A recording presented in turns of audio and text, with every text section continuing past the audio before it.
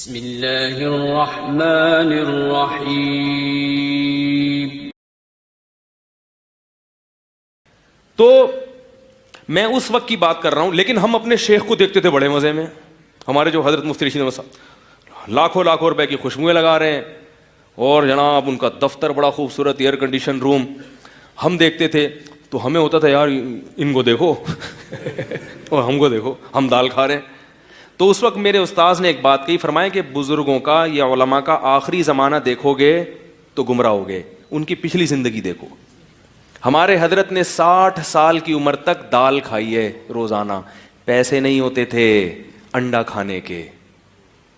یہ تو میں کئی بار بیانات میں بتا چکا ہوں، انڈا کھانے کے۔ اور فرماتے ہیں کہ اس غربت میں ایسے رہتا تھا جیسا ملک کا کیا ہوں میں بادشاہ، اس قدر غربت۔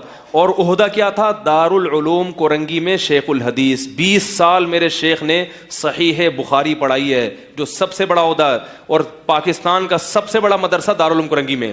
اس وقت حضرت کی تنخواہ کا یہ عالم تھا کہ لاہور سفر کرنے کے لیے حضرت کے پاس تنخواہ سے پیسے نہیں بچتے تھے۔ پورے سال تھوڑے تھوڑے پیسے تنخواہ سے بچا بچا کے سال میں ایک دفعہ پھر اپنے شیخ کی زیارت کے لیے جاتے تھے۔ ٹرین کا کرایہ جمع ہوتا تھا، بسوں میں سفر کرتے لٹک لٹک کے، ٹھیک ہے نا۔ بچی کی طبیعت خراب ہوئی تو ٹیکسی، حضرت کے پاس گاڑی واڑی نہیں تھی، ٹیکسی کے انتظار میں بچی کی جان چلی گئی، بخار ہوا تیز، وہ انتقال ہو گیا اس بچی کا۔ یہ عالم تھا غربت کا۔ تو لوگ اس وقت کو دیکھ رہے ہوتے ہیں۔ حضرت مولانا طارق مل صاحب کے بارے میں لوگ کہتے ہیں لینڈ کروزر میں گھوم رہے ہو، یہ وہ ایک دن بیٹھے ہوئے تھے جامع میں، انہوں نے خود اپنا واقعہ سنایا۔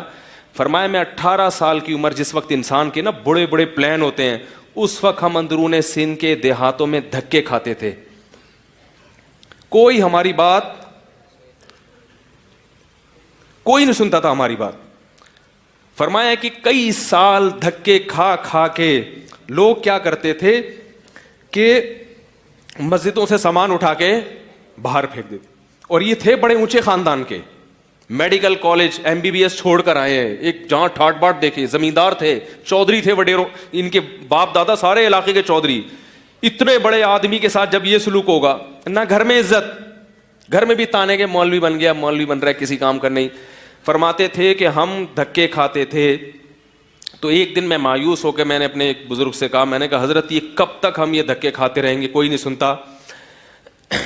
تو فرماتے ہیں کہ انہوں نے یہ خوشخبری دی، فرمایا کہ تم یہ اللہ کے لیے قربانی دے رہے ہو، ایک وقت آئے گا بادشاہوں تک اللہ تمہاری رسائی، بولو بھائی، بادشاہ تمہیں بلائیں گے، وزراء تمہیں بلائیں گے۔ تو یہ جو اہل اللہ کے آخری زمانہ ہوتا ہے نا، جس میں لینڈ کروزر میں گھوم رہے ہوتے ہیں، اس کو دیکھ کے گمراہ ہونے کی کوشش۔ اگر مولویوں کے اتنے مزے ہوتے ہیں تو اپنے بچوں کو مولوی کیوں نہیں بناتے ہیں بھائی؟ ہر آدمی چاہتے ہیں نا میرے بچے بہت مزے کریں، تو بناؤ نا اپنے بچوں کو مولوی۔ آپ کو پتہ ہے مدرسے میں جا کے بیٹھ جائے گا، عجیب سا، نہ کوئی سرٹیفکیٹ، کوئی ایسا سرٹیفکیٹ جس کی بیس پہ کہیں جاب مل سکے۔ تو اس لیے علماء کی جو قربانیاں ہوتی ہیں، اس کے بعد پھر اللہ تعالیٰ کسی کو دنیا میں بھی دے دیتا ہے، کسی کو دنیا میں نہیں تو آخرت میں۔ تو اور سب علماء کے ساتھ، بیچاروں کے ساتھ ایسا ہوتا بھی نہیں۔ اور ہم تو وہ اپنی گاڑی نہیں تھی، کسی بیچارے وہ دوست کی گاڑی میں بیٹھ کے چلا رہے تھے، تو وہ اپنی بھی نہیں ہوتی، ادھار ہوتی ہے تو واپس کرنی پڑتی ہے۔